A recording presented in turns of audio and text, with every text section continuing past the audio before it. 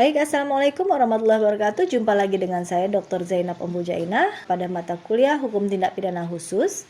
Pada hari ini pertemuan ke-15 kita akan membahas tentang tindak pidana perpajakan. Tetapi sebelum saya masuk pada materi hari ini, sedikit saya sampaikan bahwa pertemuan kita yang lalu kita telah membahas tentang tindak pidana hak kekayaan intelektual, di mana hak kekayaan intelektual itu adalah merupakan hak eksklusif yang diberikan negara kepada individu untuk memberikan izin atau melarang orang untuk melaksanakan hak ekonomi dari produk yang dilindungi hakinya.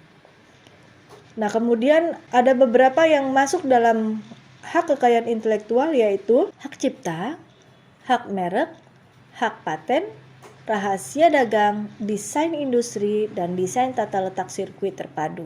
Baik, kita masuk pada materi kita hari ini. Kita akan membahas tentang tindak pidana perpajakan. Yang akan kita bahas pada hari ini antara lain definisi dasar hukum perpajakan, kemudian karakteristik tindak pidana perpajakan, subjek tindak pidana perpajakan, kemudian penegakan hukum tindak pidana perpajakan. Definisi pajak dalam bahasa Inggris itu adalah tax, dalam bahasa Prancis import, kemudian Jerman itu ada Steuer, pajak berdasarkan bahasa Belanda itu ada belasting. Definisi pajak itu sendiri menurut pendapat Andriani bahwa iuran masyarakat kepada negara yang wajib membayarnya menurut peraturan undang-undang dengan tidak dapat prestasi kembali yang langsung dapat ditunjuk dan gunanya adalah untuk membiayai pengeluaran-pengeluaran umum berhubungan tugas negara untuk menyelenggarakan. Sedangkan menurut pendapat Rahmat Sumitro, peralihan kekayaan dari pihak rakyat kepada kas negara untuk membiayai pengeluaran rutin dan surplusnya digunakan untuk public saving yang merupakan sumber utama untuk membiayai public investment.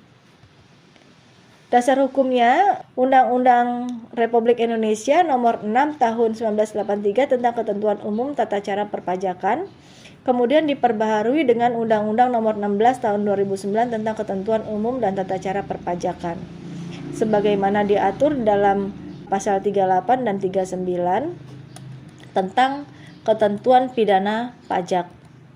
Nah, kemudian subjek tindak pidana pajak ini ada golongan subjek tindak pidana pajak, wajib pajak atau penanggung pajak, kemudian pejabat pajak, ada pihak ketiga. Subjek tindak pidana pajak ini wajib pajak atau pengguna pajak meliputi orang pribadi sebagai individu dalam wajib pajak. Orang pribadi baik berkaitan dengan kewajiban pajak penghasilan atau PPh, pajak pertambahan nilai PPN, pajak bumi dan bangunan PBB, bea perolehan hak atas tanah dan bangunan BPHTB. Dalam hal wajib pajak, badan adalah seseorang sebagai pengurus direksi, komisaris, atau pemegang saham mayoritas. Kemudian pejabat pajak adalah pejabat yang melanggar kewajiban untuk merahasiakan semua data informasi yang diketahuinya atau diberitahukan kepadanya oleh wajib pajak kepada pihak lain yang tidak berhak, dapat dikenakan hukuman pidana kurungan maksimal 1 tahun dan setinggi-tingginya denda 4 juta rupiah. Sedangkan pihak ketiga yang mempunyai hubungan dengan wajib pajak yang diperiksa atau disidik wajib memberikan data, keterangan, dan bukti yang diminta secara tertulis oleh Dirjen Pajak. Pelanggaran atas kewajiban tersebut dapat diancam dengan pidana paling lama 1 tahun dan denda paling banyak 10 juta rupiah.